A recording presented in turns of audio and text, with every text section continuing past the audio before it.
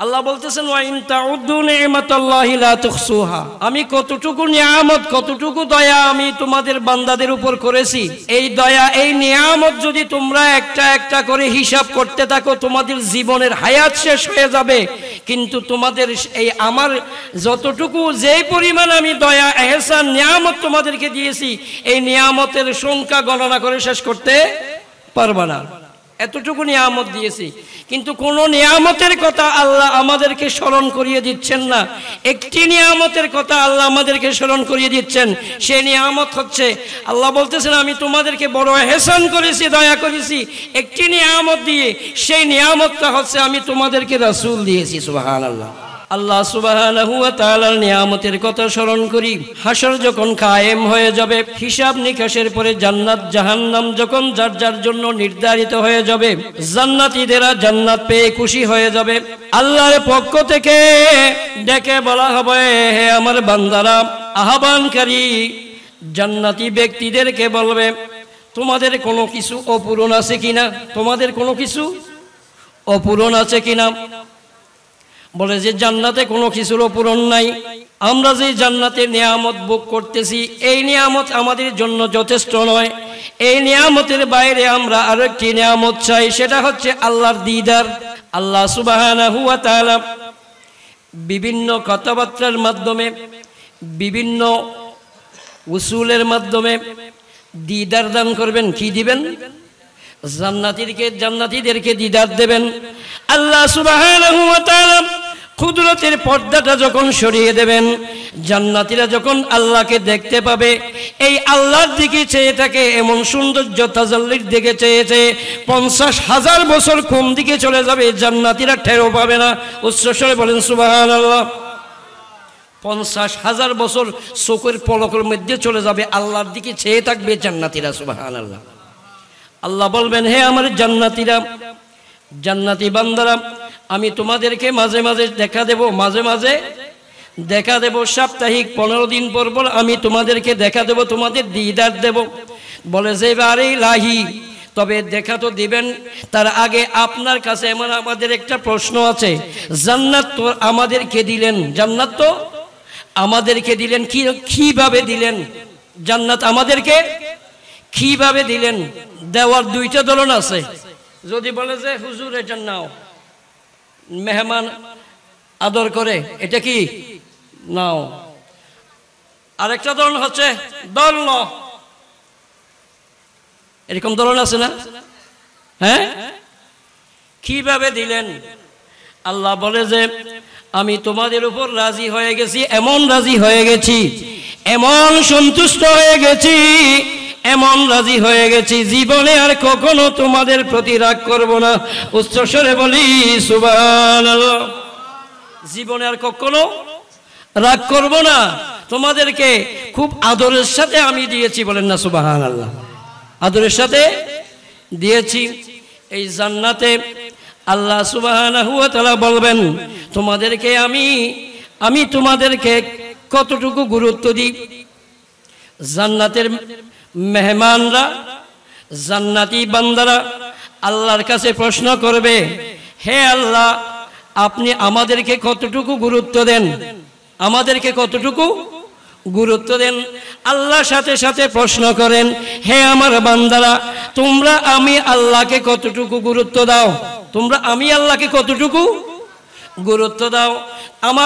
তোমাদের কাছে আমি আল্লাহর যতটুকু মর্তবা, আর আমার কাছে তোমাদের মর্তবা তার চেয়ে হাজার হাজার গুণ বেশি। বলেন না সুবহানাল্লাহ। তোমরা যতটুকু আমি আল্লাহকে স্মরণ করো, আমি আল্লাহ হাজার হাজার গুণ বেশি স্মরণ করি। উচ্চস্বরে বলি সুবহানাল্লাহ। এত নিয়ামত এই দুনিয়াতে যা নিয়ামত দিয়েছেন, এই নিয়ামত শেষ নয়। কবরেও নিয়ামত দিবেন, হাসরেও দেবেন, জান্নাতেও নিয়ামত দেবেন। এত নিয়ামত আমরা যদি গণনা করতে যাই, গণনা করতে করতে আমাদের হায়াত, কবরের হায়াত, হাসরের হায়াত, জান্নাতের হায়াত, সমস্ত হায়াত শেষ হয়ে যাবে। হায়াত শেষ হয়ে যাবে, আল্লাহর নিয়ামতের গণনা শেষ হবে না। কিন্তু একটা নিয়ামতের কথাও আল্লাহ আমাদেরকে দেখিয়ে দেন নাই, আমাদেরকে স্মরণ করিয়ে দেন নাই। একমাত্র স্মরণ করিয়ে দিচ্ছেন একটা নিয়ামতের কথা। সেটা কি? ইয বাআসা ফীহিম রাসূলা, হে আমার বান্দারা, আমি তোমাদেরকে নিয়ামত দিয়েছি, আমি তোমাদের কাছে রাসূল প্রেরণ করেছি। বলেন না সুবহানাল্লাহ। কি প্রেরণ করেছি? সুবহানাল্লাহ একটু বড় করে বলা যায় না? সুবহানাল্লাহ বললে কি লাভ আছে? লাভ আছে না? হযরত ইউসুফ আলাইহিস ইসলামের ঘটনা তো আপনারা শুনেছেন। ইউসুফ আলাইহিস ইসলামের ঘটনা আপনারা শুনেন নাই? ইউসুফ আলাইহিস ইসলাম যে একজন নারী ভালোবাসতেন। কি করতেন? একজন নারী ভালোবাসা, মানে তার ভালোবাসাটা এমন ছিল একদম বৃদ্ধ বয়স পর্যন্ত এই ভালোবাসায় থেকে গেছেন। যৌবনের শুরু থেকে বৃদ্ধ বয়স পর্যন্ত এই ভালোবাসায় থেকে গেছেন, এমন ভালোবাসা বাসছেন। কিন্তু তার ভালোবাসার মধ্যে পবিত্রতা ছিল না, অপবিত্রতা ছিল। কি ছিল? অপবিত্রতা ছিল। শরীয়ত গর্হিতভাবে সে ভালোবাসতে চেয়েছিল। সেই ভালোবাসা করতে গিয়ে ইউসুফ আলাইহিস ইসলামের বিরুদ্ধে একটা অপবাদ দিল। কি দিল? বলেন না, কি দিল? অপবাদ দিল। এই অপবাদটা এমন ভাবে হয়েছে, দুইজনের মধ্যে খেয়ে দোষী এটা প্রমাণ করার জন্য সাক্ষীর প্রয়োজন। কিসের প্রয়োজন? সাক্ষীর প্রয়োজন। এখন উপস্থিত মানুষদের মাঝে দুই একজন ইউসুফ আলাইহিস ইসলামের বিরুদ্ধে সাক্ষী দিয়ে দিয়েছে। ইউসুফ আলাইহিস ইসলামের বিরুদ্ধে কি দিয়েছে? সাক্ষী দিয়ে দিয়েছে। কিন্তু একজন ব্যক্তি ইউসুফ আলাইহিস ইসলামের পবিত্রতা ঘোষণা করেছে। সুবহানাল্লাহ। যেই অপবাদ দিয়েছে, সেই অপবাদ থেকে ইউসুফ আলাইহিস ইসলাম যে পবিত্র, এই ঘোষণাটা দিয়েছে। দিয়েছে কে? একটা ছোট্ট শিশু। একটা ছোট্ট শিশু, বলে একটা ছোট্ট শিশু। এই ছোট্ট শিশু ঘোষণা দিলেন যে ইউসুফ আলাইহিস ইসলামের জামা পরীক্ষা করে দেখো, তার জামা যদি সামনে ছিঁড়া থাকে তাহলে ইউসুফ দোষী, আর যদি পিছনে ছেঁড়া থাকে তাহলে জুলেখা দোষী। কে দোষী? তখন দেখলো ইউসুফ আলাইহিস ইসলামের জামা পিছন দিকে ছেঁড়া। কোন দিকে ছেঁড়া? পিছন দিকে ছেঁড়া। তার মানে যেই অপবাদ দেয়া হয়েছে, সেই অপবাদ থেকে পবিত্রতা ঘোষণা করেছে, সেই অপবাদ থেকে তিনি পবিত্র। পরবর্তী সময়ে যখন মিশরে দুর্ভিক্ষ চলতেছে, মানুষরা মাসের মধ্যে একবার রিলিফ নেয়। একবার কিনে সবার জন্য একবারের জন্য রিলিফ বন্টন করে দেয়া হয়। ওই ব্যক্তি একবার দুবার তিনবার নিচ্ছে, বলে যে আমাকে আরো দাও। কি দাও? আরো দাও। বলে যে তোমাকে আর দেয়া যাবে না।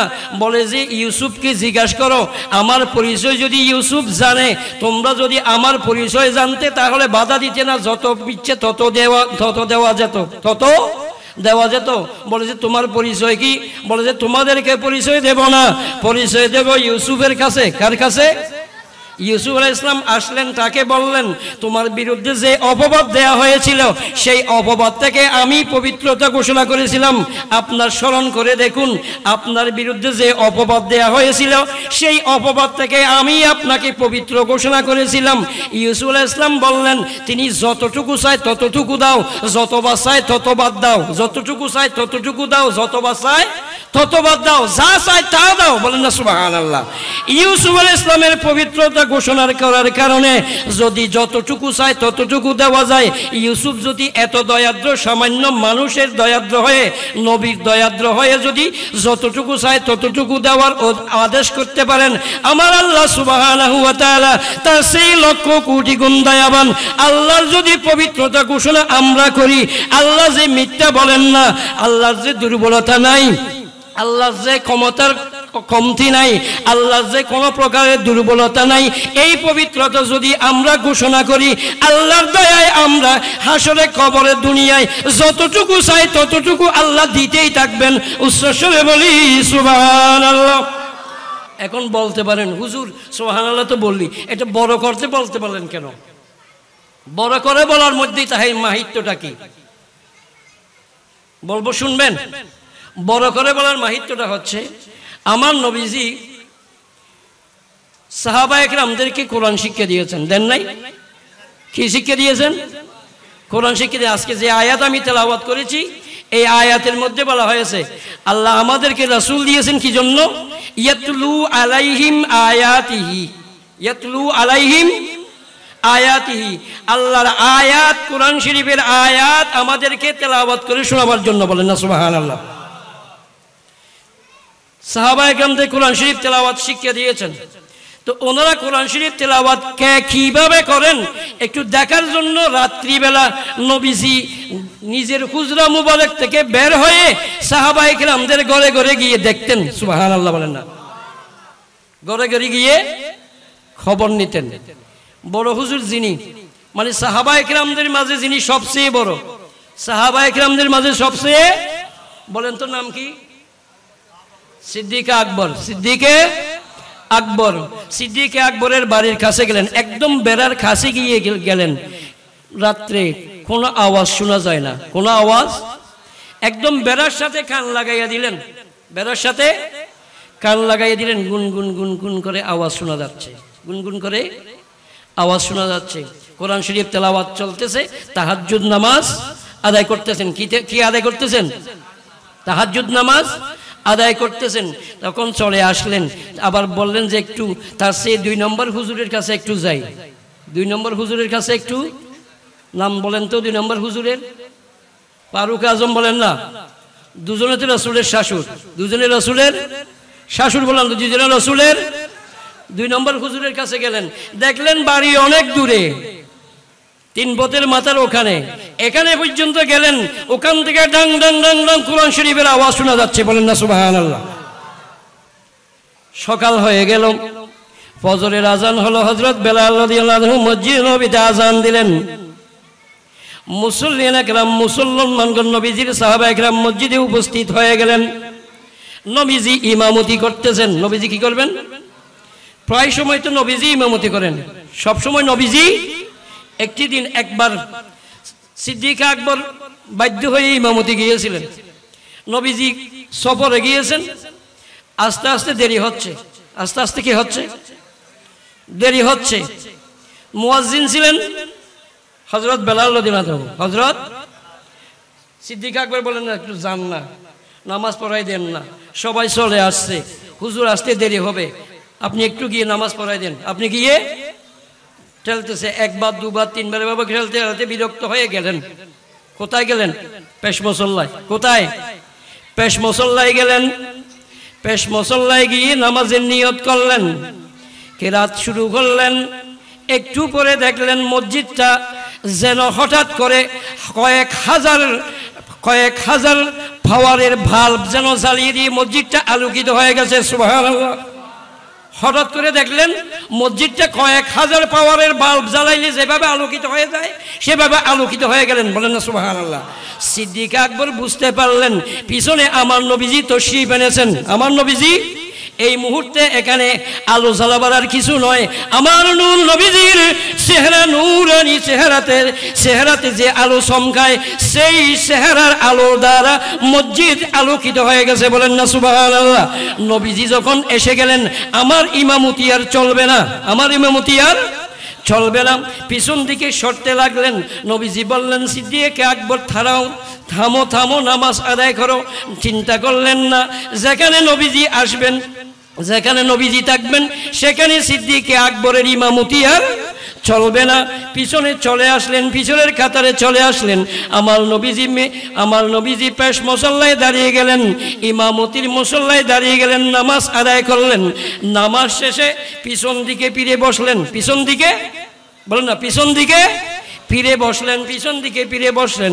জিজ্ঞাসা করলেন, হে আবু বকর, গতকাল আমি আপনার ঘরে গিয়েছিলাম। সিদ্দিক আকবর বলে, ইয়া রাসূলুল্লাহ, আপনি যে আমার ঘরে গিয়েছিলেন আমি বুঝতে পেরেছিলাম। বলেন না সুবহানাল্লাহ। আপনি যে আমার ঘরে গিয়েছিলেন আমি বুঝতে পেরেছিলাম। তো কিভাবে বুঝেছো? বলে যে ইয়া রাসূলুল্লাহ, যে বেড়ায় আপনার কান মুবারক লাগিয়েছিলেন, যেই বেড়ায় আপনার হাত লাগিয়েছিলেন, ওখান থেকে এখনো পর্যন্ত মিশকে আম্বরের সুগন্ধি উচ্ছ্বসরিত হচ্ছে। বলেন না সুবহানাল্লাহ। যে বেলায় আপনার কান লাগিয়েছিলেন, যে বেলায় আপনার হাত লাগিয়েছিলেন, ওই বেলা থেকে এখনো পর্যন্ত মিশকে আম্বরের সুঘ্রাণ ছড়াচ্ছে।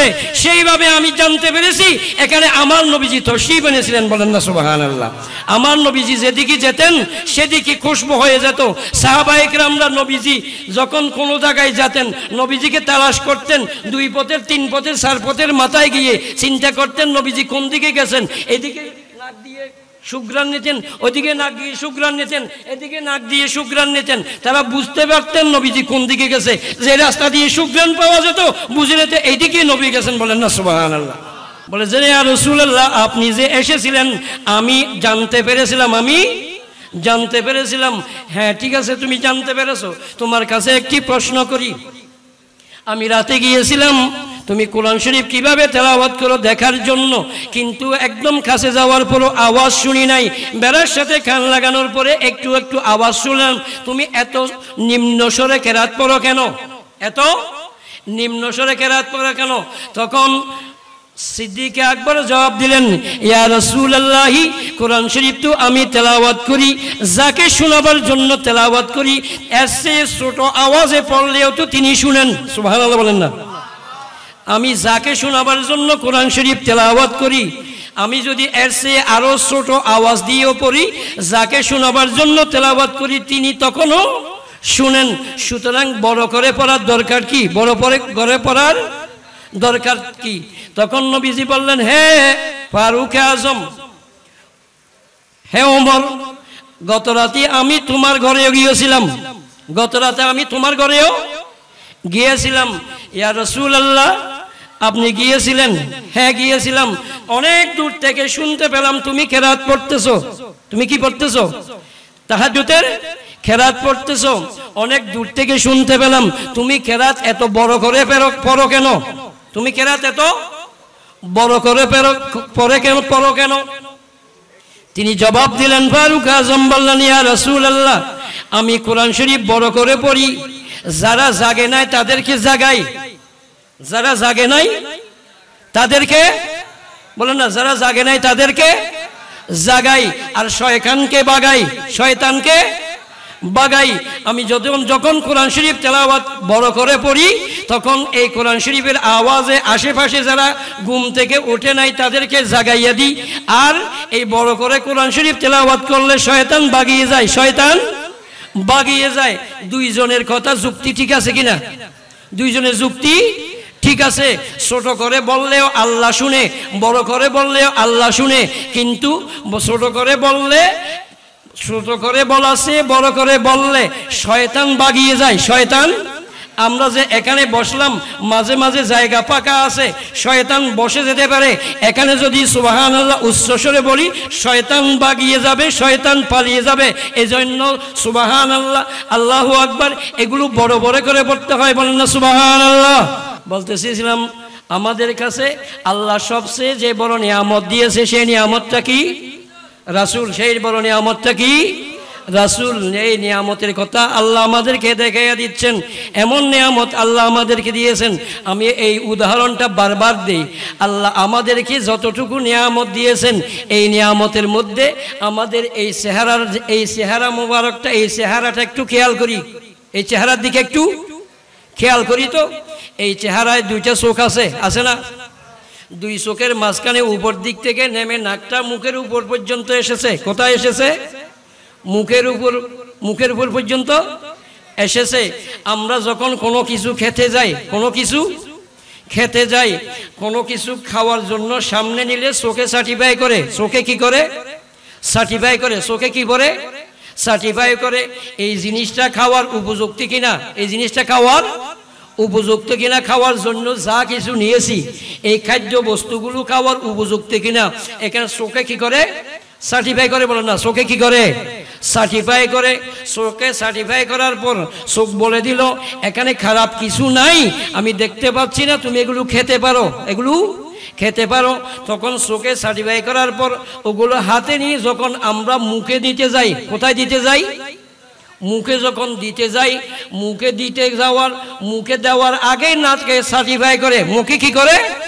নাকে সার্টিফাই করে এগুলো গন্ধ না সুগন্ধ না দুর্গন্ধ হয়ে গেছে, খাওয়ার উপযুক্ত আছে কি নাই, নাকে আবার কি করে দে, সার্টিফাই করে দে, নাকে আবার কি করে দে, সার্টিফাই করে দে।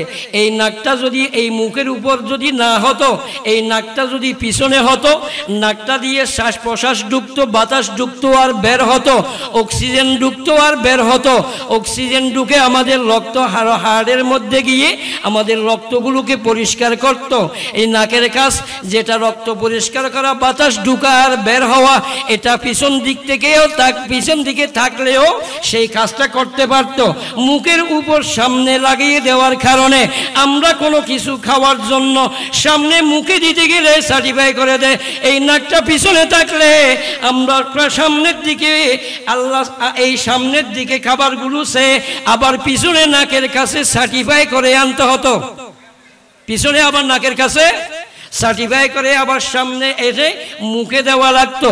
আল্লাহ এই কষ্ট থেকে আমাদের বাঁচিয়ে দিয়েছেন এমন কারিকুলাম ভাবে, হিকমতের মাধ্যমে আল্লাহ আমাদের এই পেজটাকে, এই চেহারাটাকে সৃষ্টি করেছেন। এই নিয়ামতের শুকর যদি কিয়ামত পর্যন্ত আমরা আদায় করি, এই শুকরিয়া কি আদায় শেষ হবে? শেষ হবে না। এত নিয়ামত দেওয়ার পরও চোখ দিল, নাক দিল, কান দিল, মুখ দিল, হাত দিল, এতটুকু এত নিয়ামত দেওয়ার পরও কোন নিয়ামতের কোটা আল্লাহ দেন নাই। একমাত্র নিয়ামতের কথা আল্লাহ দেখিয়ে দিলেন, লাকাদ মান্নাল্লাহু আলাল মুমিনিনা ইয বাআসা ফীহিম রাসূলা। আমি তোমাদেরকে রাসূল দিয়েছি, এই নিয়ামতের কথা আল্লাহ আমাদেরকে স্মরণ করে দিয়েছেন, বলেন না সুবহানাল্লাহ। তাহলে আল্লাহ আমাদের জন্য এই দুনিয়ায়, কবরে, হাসরে, নসরে, বেহেশতে যত নিয়ামত আল্লাহ আমাদেরকে দিয়েছেন, দিবেন, সমস্ত নিয়ামতের মধ্যে সর্বশ্রেষ্ঠ নিয়ামত হচ্ছে আমাদের রাসূল, বলেন না সুবহানাল্লাহ। সর্বশ্রেষ্ঠ নিয়ামত কি? সর্বশ্রেষ্ঠ নিয়ামত আল্লাহ আমাদের সেই নিয়ামতের শুকরিয়া আদায় করার তৌফিক দিন, সবাই বলেন আমিন। সেই নিয়ামতটাকে চিনতে হবে। এরপরে এই নিয়ামতের পরিচিতি দিচ্ছেন, এই নিয়ামতের কি দিচ্ছেন? এরপরে আল্লাহ এই নিয়ামতের পরিচিতি দিচ্ছেন, ইয বাআসা ফীহিম রাসূলাম মিন আনফুসিহিম, রাসূলাম মিন আনফুসিহিম। এই রাসূল দিয়েছি আমি তোমাদের নফসের মাধ্যমে। কিসের মাধ্যমে? তোমাদের মানব জাতির মাধ্যমে। কিসের মাধ্যমে?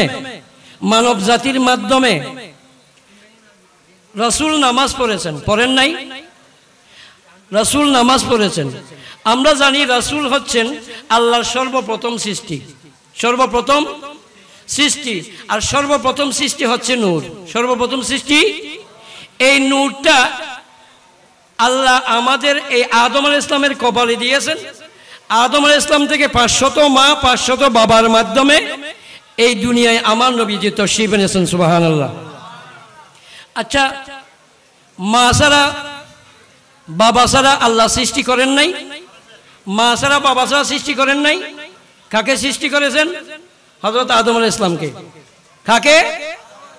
আদম আলাইহিস সালামকে সৃষ্টি করেছেন। মা ছাড়া বাবা ছাড়া আল্লাহ আদম আলাইহিস সালামকে সৃষ্টি করেছেন। আবার বাবা ছাড়া শুধু মার মাধ্যমে আল্লাহ সৃষ্টি করেছেন হযরত ঈসা আলাইহিস সালামকে। কাকে? হযরত ঈসা আলাইহিস সালামকে। ঈসা আলাইহিস সালামের রূহ মুবারক বাবার মাধ্যমে গেছেন মায়ের পেটে? মায়ের পেটে কি বাবার মাধ্যমে গেছেন না জিবরাইলের মাধ্যমে দিয়েছেন? রূহটা জিবরাইলের ফুয়ের মাধ্যমে মা মরিয়ম আলাইহিস সালামের পেটে ঢুকিয়ে দিয়েছেন, সুবহানাল্লাহ।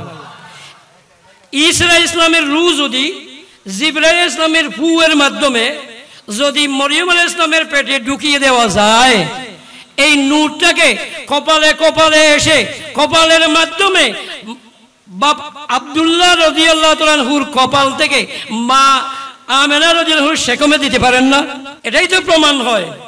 আমরা দুনিয়ায় যত মানুষ এসেছি, কোন মানুষ, যে কোনো শিশু জন্মগ্রহণ করার পরে সবার নার কাটতে হয়। কি করতে হয়? সবার কি করতে হয়? নার কাটতে হয়। আমার নবীজি কি দুনিয়ায় আসার সময় নার কাটা অবস্থায় ছিলেন, নাকি নার দুনিয়াতে কেউ কেটেছেন? রাসূলকে যারা মানেন, যারা মানেন না, যত প্রকারের মানুষ, যত প্রকারের আলেম দুনিয়াতে আছে, সমস্ত আলেম এক বাক্যে স্বীকার করে নেবেন নবীজি দুনিয়ায় আসার সময় দাঁড় কাটা অবস্থায় ছিলেন। বলেন না সুবহানাল্লাহ। আমাদেরকে দুনিয়ায় খতনা করাইতে হয়, আমাদের নবীজি খতনা করানো চলে। দুনিয়ায় আমার নবীজির লজ্জাস্থান যাতে কেউ দেখার দরকার না হয়। বলেন না সুবহানাল্লাহ। কাবা শরীফ সংস্কার হচ্ছে, কাবা শরীফ সংস্কার হচ্ছে। দাদা আব্দুল মুত্তালিবের আমলে রাসূল সাল্লাল্লাহু আলাইহি ওয়াসাল্লাম তখন ছোট্ট শিশু, সবাই যখন পরনের কাপড়টা খুলে মাথায় দিয়ে পাথর নিয়ে আসতেছে, পাথর নিয়ে আসতেছে, বাইরের থেকে পাথর নিয়ে আসতেছে কাবা শরীফ তৈরি করার জন্য, পুনর্নির্মাণ করার জন্য। সবাই বলতেছে, দাদাও বলতেছে, এরা সবাই যেভাবে নিয়ে আসতেছে মাথায় লুঙ্গিটা খুলে মাথায় দাও, পাথর নিয়ে চলে আসো। বলে যে এরা সবাই যে কাজ করে আমি সেই কাজ করতে পারবো না। বলেন না সুবহানাল্লাহ। এরা যে অন্যায় কাজ করতেছে, এরা যে বিশৃঙ্খল কাজ করতেছে, যে লজ্জাজনক কাজ করতেছে, আমি দুনিয়ায় এসেছি সেই লজ্জাজনক কাজটাকে পরিহার করে দুনিয়ার মানুষকে লজ্জা শিখানোর জন্য। বলেন না সুবহানাল্লাহ। সুতরাং নবীজির লজ্জাস্থান দুনিয়ায় কোনো মানুষ এরকম দেখে নাই। নার কাটা অবস্থায়, খতনা করা অবস্থায় এসেছেন। আমরা দুনিয়ায় যখন তশরিফ, দুনিয়ায় যখন আমাদের জন্ম হয়, আমাদের মায়ের পেট থেকে সাথে সাথে কিছু রক্ত বের হয়, হয় না? এই রক্তগুলো এমন দুর্গন্ধময় হয়, এই দুর্গন্ধের কারণে আশেপাশে মানুষ থাকতে পারে না। আশেপাশে মানুষ নাকটা খুব ভালো করে আতর টাতর ভালো করে লাগাইয়া তখন ওখানে যাইতে হয়, এমন ধরনের দুর্গন্ধ বের হয়। আর আমার নবী যেদিন দুনিয়ায় তশরিফ এনেছেন, আমার নবীজির আম্মাজান হযরতে আমিনা রাদিয়াল্লাহু আনহা বর্ণনা করেন, আমার নবীজি যখন দুনিয়ায় তশরিফ আনলেন সাথে সাথে এমন নূর আমার শরীর থেকে বের হলো। কার শরীর থেকে?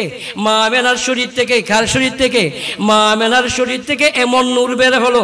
আমার নবীজির চেহারা মুবারক থেকে এমন নূর বের হলো, আমি রোমান সাম্রাজ্যের গির্জা পর্যন্ত মক্কা শরীফ থেকে দেখেছি। বলেন না সুবহানাল্লাহ। মক্কা শরীফ থেকে রোমান সাম্রাজ্যের গির্জা পর্যন্ত দেখতে পেয়েছি। দেখলাম, সাথে সাথে দেখলাম আমার সন্তান, আমার এই বাসাতন দুনিয়ায় তশরিফ এনেছে। আর সেই নূরের আলোকে রোমান সাম্রাজ্যের গির্জা দেখলাম, গির্জাটা তখন সাথে সাথে ধ্বংস হয়ে গেল। বলেন না সুবহানাল্লাহ। ওখানে যে অগ্নি প্রজ্বলিত করে রাখতো, আগুন পূজা ওরা করতো, আমার সন্তান দুনিয়ায় আসার সাথে সাথে ওই রোমানদের অগ্নির উজালটা নিভে গেছে। বলেন না সুবহানাল্লাহ।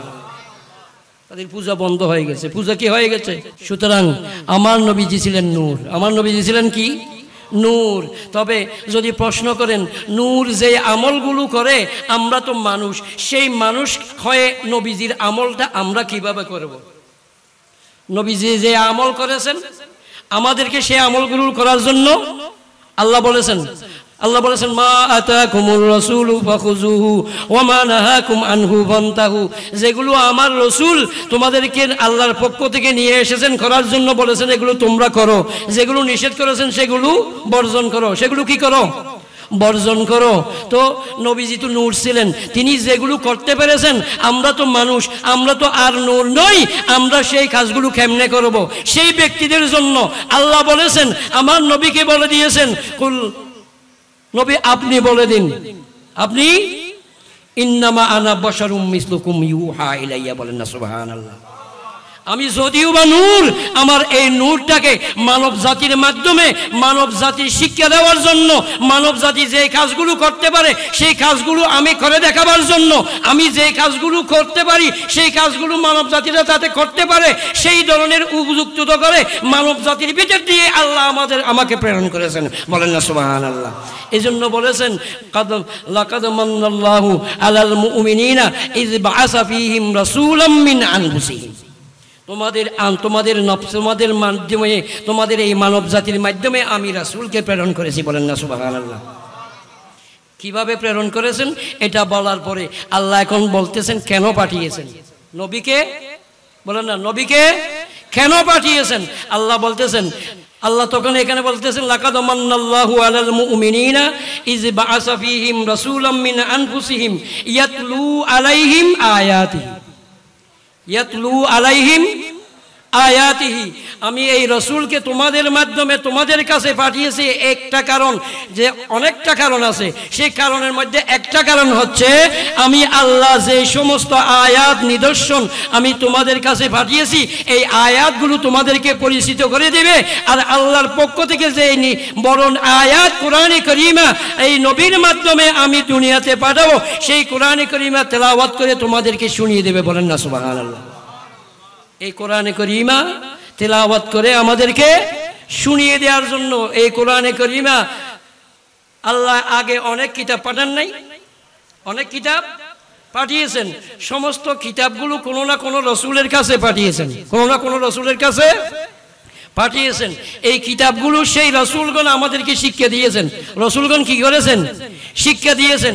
ঠিক আখিরি কিতাব, সর্বশ্রেষ্ঠ কিতাব, সর্বশ্রেষ্ঠ রাসূলের কাছে যখন এই কিতাব নাজিল করলেন, এই কিতাবটাও আমাদেরকে শিক্ষা দেওয়ার জন্য, সর্বশ্রেষ্ঠ কিতাবটা শিক্ষা দেওয়ার জন্য, তেলাওয়াত করে শিক্ষা দেওয়ার জন্য, তেলাওয়াত করে শুনিয়ে দেওয়ার জন্য আল্লাহ আমার আগে রাসূলকে পাঠিয়েছেন। বলেন না সুবহানাল্লাহ। তাহলে বোঝা যায় যে ওস্তাদ ছাড়া ছাত্র, ওস্তাদ ছাড়া কোনো কিছু শিখা যায় না। বলে না, ওস্তাদ ছাড়া শিখা যায় না, ওস্তাদ লাগে, ওস্তাদ লাগে। আমাদের দেশে এই বাংলা বই কয়েকটা পড়ে পড়ে, এই সামান্য সামান্য বাংলা বই পড়ে এখন আলেমদের উপর ফতোয়া দিতে শুরু করে।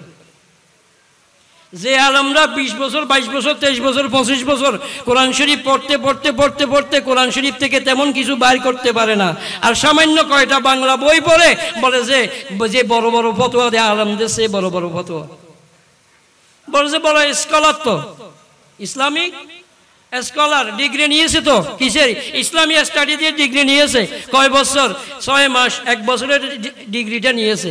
জীবনে আর মাদ্রাসায় পড়া নাই, বাংলায় মাস্টার্স করার পরে ইসলামী স্টাডিজ নিয়ে 6 মাসের একটা কোর্স করেছে, এখন ফতোয়াবাজি শুরু করে। নাউজুবিল্লাহ বলেন না। বলে যে বলে স্কলার। আল্লাহ আমাদের বুঝার আমল করার তৌফিক দিন, সবাই বলেন আমিন। রাসূলকে পাঠিয়েছেন কয়েকটা কারণের মধ্যে একটা, প্রথম নম্বর কারণ হচ্ছে কোরআন শরীফ শিক্ষা দেওয়া। কোরআন শরীফ কি দেওয়া? শিক্ষা দেওয়া। নবীজি সমস্ত সাহাবায়ে কেরামদেরকে কোরআন শরীফ শিক্ষা দিয়েছেন, দেন নাই? সমস্ত সাহাবায়ে কেরামদেরকে শিক্ষা দিয়েছেন, কিন্তু যতটুকু গ্রহণ করতে পেরেছেন, তার মানে আল্লাহর পক্ষ থেকে যাকে যতটুকু ধারণ করার ক্ষমতা দেওয়া হয়েছে ততটুকু ধারণ করেছেন। এখানে সেই আমলের সবচেয়ে বড় কারি ছিলেন যিনি, যার তেলাওয়াত শোনার জন্য আল্লাহর পক্ষ থেকে আল্লাহ খুশি হয়ে গেছেন, তিনি হচ্ছেন, তার নাম হচ্ছে উবাই ইবনে কাব। উবাই ইবনে, আমাদের দেশের সেনাবাহিনীদেরকে ফিতা দেন না, খেতাব, জেনারেল, মেজর জেনারেল, হ্যাঁ, কর্নেল, বিভিন্ন ধরনের কি দে, ফিতা দেয় না? আমার নবীজি সাহাবায়ে কেরামদেরকে এরকম কি করতেন? এক একজনকে এক এক বিশেষত্ব দিয়েছেন, বিশেষণ দিয়ে এক একটা ফিতা দিয়েছেন। কি দিয়েছেন? খেতাব দিয়েছেন। সিদ্দিক আকবরকে খেতাব দিয়েছেন কি? আরহাম। বলেন না, কি দিয়েছেন? তিনি কেমন দয়াবান? আরহাম মানে সবচেয়ে দয়াবান। সুবহানাল্লাহ বলেন না। সিদ্দিক আকবর দয়াদ্র ছিলেন। কি ছিলেন? বেশি দয়াবান ছিলেন। কেমন দয়াবান ছিলেন? হাসরের ময়দান যখন কায়েম হয়ে গেল, দেখা যাচ্ছে হাদিস শরীফে স্পষ্ট রয়েছে, হাসরের ময়দান কায়েম হয়ে গেছে, শাফাআতের মাধ্যমে যাদেরকে যাদেরকে জান্নাতে দেওয়া যায় সবাই জান্নাতে চলে গেছে। সবাই কোথায় চলে গেছে? আর অনেক মানুষ জাহান্নামে রয়ে গেছে, অনেক মানুষ জাহান্নামে রয়ে গেছে। আল্লাহর পক্ষ থেকে আদেশ হয়েছে, ইয়া রাসূলুল্লাহ আপনি একটা খোশ, এভাবে আর কি 2 হাতে খোশ মারেন, যা উঠে জান্নাতে নিয়ে যান। সুবহানাল্লাহ। এদেরকেও বিনা হিসাবে দিয়ে দিলাম। রাসূল এক অঞ্জলি মারলেন, খোশ মারলেন।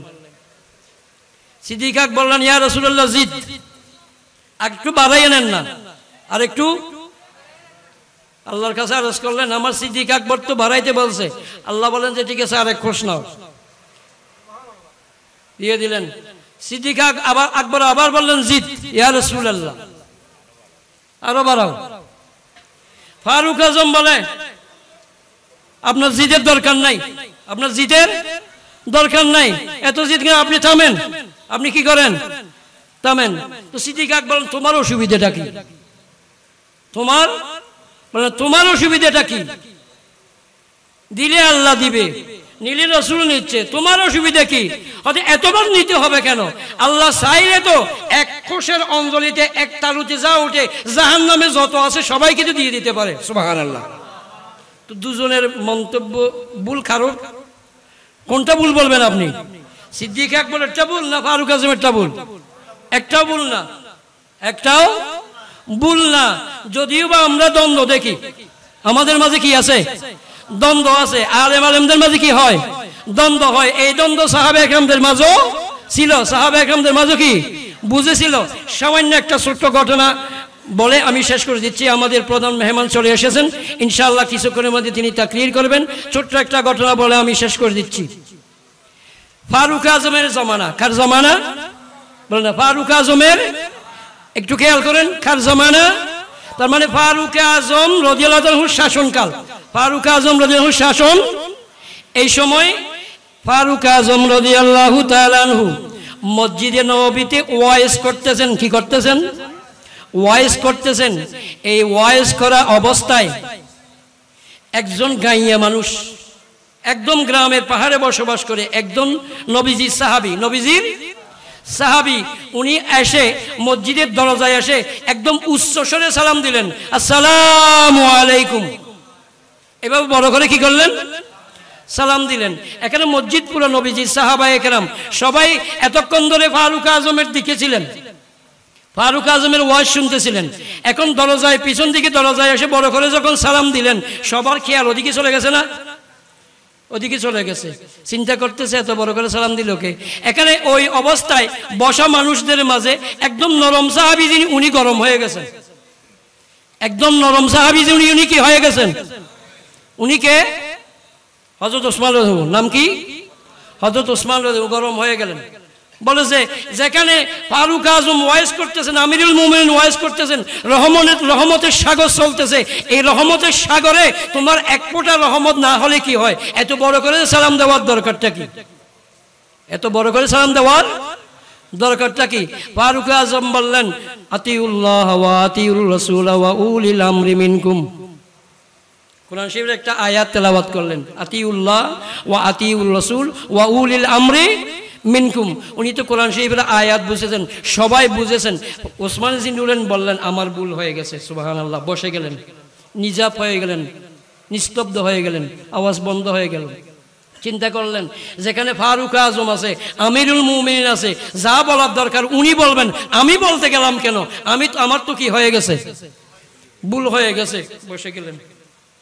উনি ওখানে দরজার পাশে বসলেন। আস্তে আস্তে আস্তে আস্তে মনে করেন পিছন দিকে বসছে, আস্তে আস্তে একটু একটু আস্তে আস্তে একদম সামনে চলে আসছে। কোথায়? ফারুক আজম ওয়াজ করছে, একদম সামনের কাতারে চলে আসছে। একদম সামনে এসে বলে যে, আমিরুল মুমিনিন, আমি একটু ওয়াইজ করতাম। কি করতাম?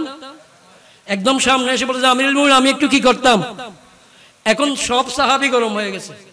যেখানে আমিরুল মুমিনিন ওয়াইজ করতেছে, সেখানে ওই গাইয়ে সাহাবী বলেছে, আমি একটু কি করতাম? ওয়াজ করতাম। আমাদের দেশে বড় বড় স্কলার, অনেক বড় বড় নামি দামি আলেম আছে না, ওনারা যদি ওয়াজ করতে যায়, ওখানে যদি বলে যে আমি একটু ওয়াজ করি, মানাইবে নাকি? এটা মানাবে না তো। সবাই বলেন। ফারুক আজমেরও রাগ চলে আসছে। তারপরে ওরা দমন করলেন। রাগ কি করলেন? দমন করলেন। বলে, আসো আসো, ওয়াজ করো। কি করো? ওয়াজ করো। দাঁড়িয়ে গেলেন, ডাকার সাথে সাথে দাঁড়িয়ে গেছেন। বলে, নাহমাদুহু ওয়া নুসাল্লি ওয়া নুসাল্লিমু আলা রাসূলিহিল কারীম, ইন্নী উহিব্বুল ফিতনা। ইন্নী, বলে না, ইন্নী উহিব্বুল ফিতনা ওয়া ইকরাহুল হক ওয়া আশহাদু মা লা আরা। সুবহানাল্লাহ বলেন। তিনটা ওয়াজ করলেন। কয়টা? ইন্নী উহিব্বুল ফিতনা ওয়া ইকরাহুল হক ওয়া আশহাদু মা লা আরা। ফারুক আজম বলে যে ওর মাথার স্ক্রু ঢিল হয়ে গেছে, ওকে বন্দি করো, জেলখানায় বন্দি করে নিয়ে আসো। জেলখানায় কি করো? বন্দি করে রাখো। এখন সাহাবী ঘরে যায় না, উনি তো বন্দি হয়ে গেছেন। ছেলে বের হয়েছে, তারপর দিন সকালে ঘর থেকে সারা রাত যখন ঘরে গেল না, বের হয়ে খুঁজতে বের হলো, বাবাজানকে খুঁজতে বের হলো, খুঁজতে খুঁজতে খবর পেল ফারুক আজম তাকে জেলখানায় বন্দি করেছে। কি করেছে? জেলখানায়। ও বাপরে, বন্দি করেছে কে? ফারুক আজম। ফারুক আজম যেখানে বন্দি করেছে সেই জেলখানা থেকে তাকে মুক্ত করার মতো এমন সাহস কার? সবাই বলে যে ঠিক আছে, তোমার বাবাকে যদি মুক্ত করতে চাও তাহলে একজন ব্যক্তি আছেন, সেই ব্যক্তি ছাড়া আর কারো পক্ষে সম্ভব নয়, তিনি হচ্ছেন মৌলা আলী। তিনি হচ্ছেন কে? যাও তোমরা আলীর কাছে যাও। কার কাছে যাও? আলীর কাছে যাও, ওকে গিয়ে বলো। ওনাকে বললেন, আলী বললেন ঠিক আছে চলো। নবীজির সাহাবী কয়েকজন সাহাবীকে নিয়ে নামাজে আসলেন, মসজিদে আসলেন। মসজিদে এসে দুনিয়ার সমস্ত মানুষ জানে মৃত্যু হক, কিন্তু এরপরও কেউ মৃত্যু কামনা করে না। মৃত্যু সহসা এসে যাক এটা কেউ চায় না। এই মৃত্যুকে কেউ পছন্দ করে না, এই হকটাকে কেউ পছন্দ করে না।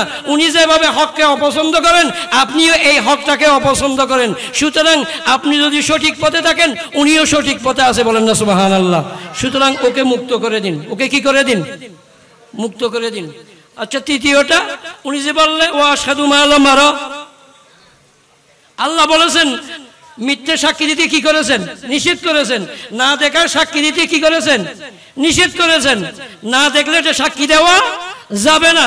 উনি যে না দেখে সাক্ষী দিয়ে বলেছে, মৌলা আলী বলেন যে ইমামিরুল মুমিনিন, আপনিও তো না দেখে সাক্ষী দেন। সুবহানাল্লাহ বলেন না? আপনিও না দেখে কি করেন? সাক্ষী দেন। বলে যে কিভাবে? আপনি কি আল্লাহকে দেখেছেন? আপনি কি আল্লাহকে দেখেছেন? বলে যে না দেখি নাই। তারপরে আপনি যে বললেন আশহাদু আল্লা ইলাহা ইল্লাল্লাহ, আপনি না দেখার পরও কি দিলেন? সাক্ষী দিলেন। না দেখার পরও কি দিলেন? সাক্ষী দিলেন। উনি এই কথাই বলেছেন, আল্লাহকে না দেখেই তিনি সাক্ষী দেন, এই কথাই বলেছেন।